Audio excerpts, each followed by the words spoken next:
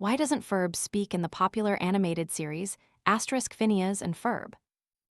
Ferb is described by Phineas as a man of action. He's quiet, cool, and seemingly never faces any real urgency that would make him open his mouth and speak. Some speculate that Ferb doesn't speak because he's British. Most British people tend to speak moderately, politely, with good voice control, not too loudly, and without much hand gesturing. The occasional short lines delivered in a British accent are just the filmmaker's way of adding humor. However, with the belief that the quietest people have the loudest minds, some suggest that Ferb suffers from nonverbal autism or is at least on the autism spectrum.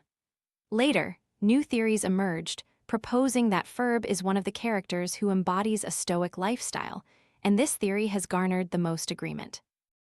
Stoicism, a school of philosophy that originated in Athens around the 3rd century BCE, simply trains the human spirit to be more resilient and calm when facing pain and pressure in life. Stoicism does not mean being strict, ascetic, harsh, or forcing emotional discipline. Stoics understand that they are also human, they have emotions. They don't deny their feelings, but they know how to control them. They find tranquility in their minds, so they aren't swayed by the countless temptations and difficulties of everyday life.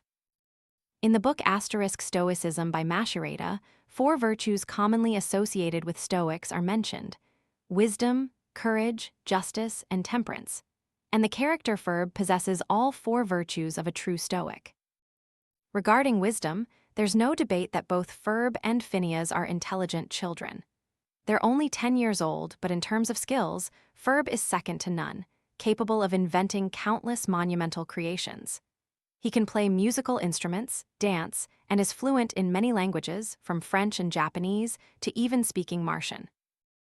In terms of courage, in Dr. Doofenshmirtz's The Zombie Episode, we see Ferb willing to sacrifice himself to help Phineas and Isabella escape and continue their mission to save the city's inhabitants. The 3rd virtue relates to justice. In the Stoicism book mentioned earlier, Stoics often interpret justice as morality because of its correlation between the individual and the surrounding world. Justice here means seeing the bigger picture instead of just focusing on personal gain. It's about living in harmony with everything around us. We can compete, but compete fairly, for instance. Despite any differences, the overarching message is to train people not to chase after some noble or glamorous goal. It's simply about achieving one's own objectives, stemming from a desire for freedom. To better understand and practice Stoicism, one might consider reading the book mentioned earlier. Its easy-to-understand presentation and practical exercises can make seemingly dry and complex philosophy effectively absorbed. It's truly worth reading.